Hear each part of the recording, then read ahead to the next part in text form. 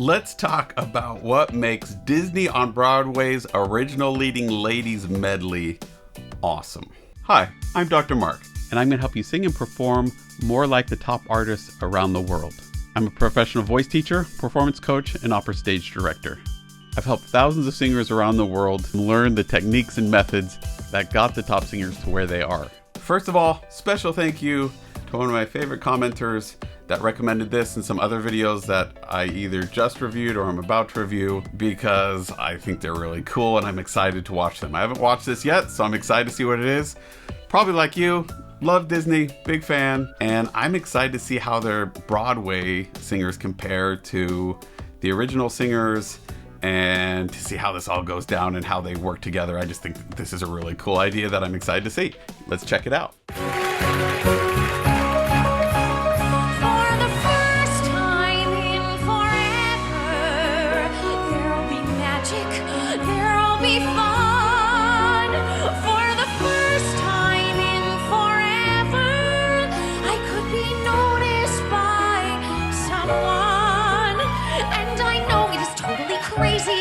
To dream I'd find romance, but for the first time in forever, at least I've got a chance. So you'll notice there, we're getting this more youthful, younger Anna sound by keeping it really bright and relatively shallow in the back, right? There's not a ton of space in the back, a lot of smile in the front, a lot of that ass shape in the back. Really cool. You'll also notice how much energy she's bringing to it.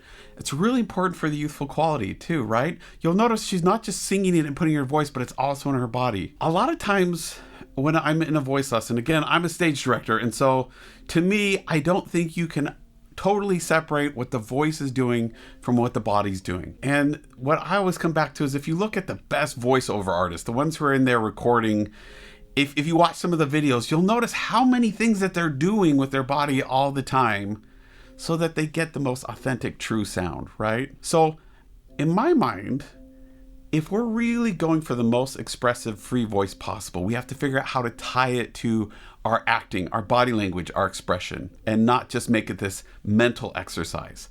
And I think that's something amazing that we can learn from the energy that she just brought to it. So cool. There's a calm surrender to the rush of day, when the heat of the rolling world can be turned away, and a gentle moment, and it sees me through. It's enough for this wide-eyed forehead just to be with you. Okay, one thing that I want you to notice there, how much of the teeth that we're seeing. Imagine how wide it is in back. The warmth we're getting there is that she's keeping that space in back relatively tall, released, and open, as well as wide. Both those things together are working to get us this really rich, warm sound that's also super forward. You'll notice she's actually not opening super wide here. There's not a ton of space between these front teeth until she gets the louder section. We're getting some of that brighter, louder, more thrilling kind of sound that makes it feel louder, even though she's not pushing or singing harder at it, she's just singing more open.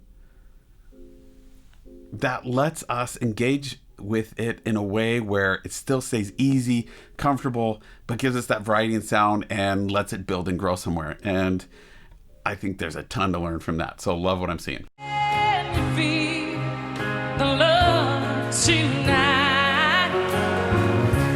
How it's so late to rest, and it is enough to make kings and vagabonds believe the very best. So something I want to point out with what they're wearing, right? You'll notice that the lighter skin tones were darker shade clothes, and darker skin tones, for the most part, there's an exception, for the most part wore lighter clothes around their face. Again, purpose being it pops their face out so we can really focus on it and see it. So it's not just a matter of what color do you like or do I think this dress is pretty. There is a really important function to what we're wearing, and that's drawing the audience's attention to where we want them to look. When trying to express oneself, it's frankly quite absurd to leaf through lengthy lexicons to find the perfect word.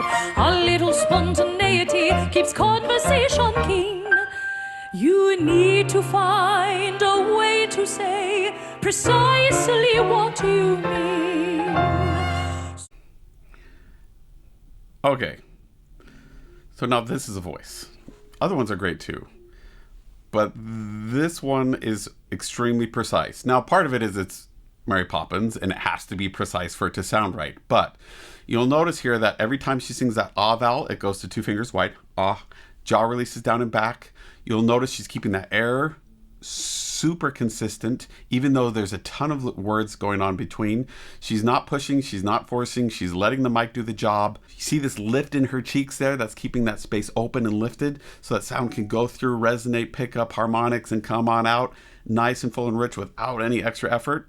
Really important, especially with a role like Mary Poppins where there's so much singing and so many words.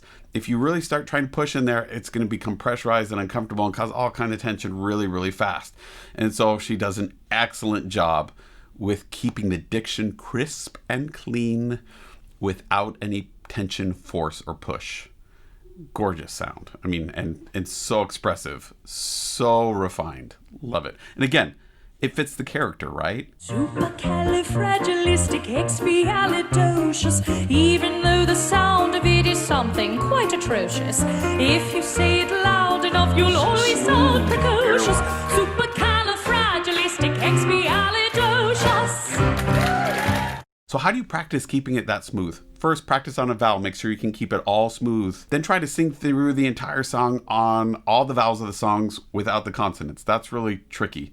Give it a try. You'll notice it's tricky, but it's going to help you be able to keep your mouth moving and open and that air flowing without your brain thinking of each particular note as its own distinct moment. And then when we add consonants, then we can imagine that the air is still traveling through it even when our mouth closes it off for a second. And it's going to keep that air moving through and keep our brain from wanting to close up and close down around each individual consonant, but it'll keep that air flowing, which is exactly what we want. I mean, gorgeous work. Come, stop your crying, it'll be alright. Just take my hand, hold it tight. I will protect you from all around you. I will be here, don't you cry. Okay, so first of all, you'll notice this warmer, kind of more intimate, soft sound. We have some teeth, not a lot. There is lift up here behind. That's staying open. It's a little rounder in back. You'll notice as soon as she opened that, don't you cry, it got brighter and more youthful for a moment there, right? Also more intense emotionally. Then she pulled it back to this warmer place. Again, for this character, it makes total sense. You'll be in my heart. Yes, you'll be in my heart. Did you notice that? Be in my heart, not be in. So if we imagine along this back ridge of our soft palate, there's 3 tent poles. These tent poles, there's extremes on the far sides, one in the middle. All the way across on that N, it stayed up. In general, when we're thinking pop, most music theater, rock, all 3 of those tent poles are up all the time. That's what gives us the harmonic overtones that give us that brightness, the sequence that we need to make it sound like pop. And in this case, she's kind of bridging both back and forth. She's keeping a little bit more warmth and roundness in it. And every once in a while, we get that really Broadway kind of sound that pops out. Interesting. Really, really interesting. From this day on, now and forevermore, ever just the same, ever a surprise.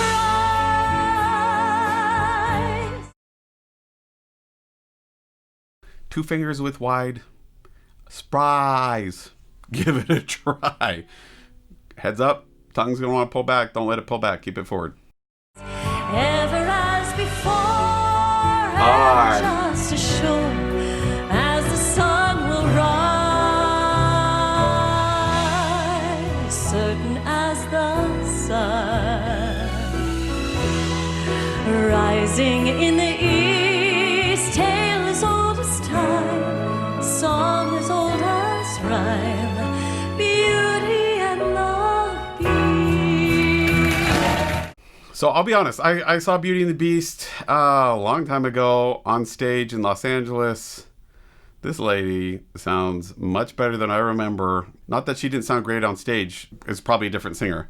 But wow, I mean, what an easy, open, comfortable to listen to voice. Right? Again, notice the mouth shapes there. They're a lot different than you would expect, in that if she was just talking to them and with you right in her face, then they're singing. A lot of people don't do it because they feel so strange. They feel silly. They feel like they're doing too much, like people would laugh at them. But it doesn't look strange when someone's singing. It's the right shape for the right sound. It actually looks really pleasant and looks like you're enjoying what you're doing. And it just works. So give it a try. Again, you're going to notice if that starts feeling tight here, it's probably because the tongue's wanting to pull back and get tight too. So make sure when you're opening that jaw that it's not opening down and forward or straight down, that it's opening and releasing down and back. That's going to help that tongue stay relaxed. You might also need to remind your tongue to stay forward and flat and floppy. One thought crystallizes like an icy blast. I'm never going back. The past is in the past. Let it go. Let it go. Rise like the break of dawn. Let it go. Let it go. The fear that hold on. Here we stand in the light of day. Let our true love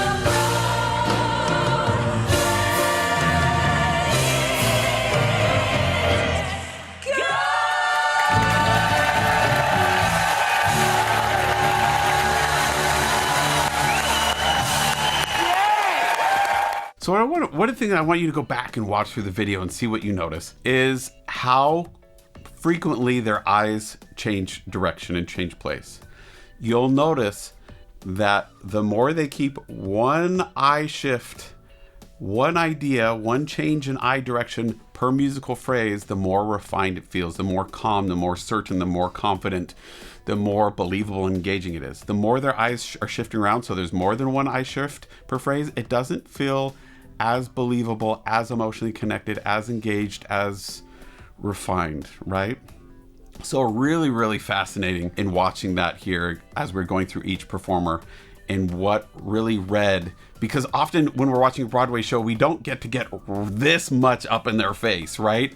So we're really up in their face and able to compare those differences and see what's going on vocally, see what's going on with their mouths, see what's going on with their eyes and their face, and love it.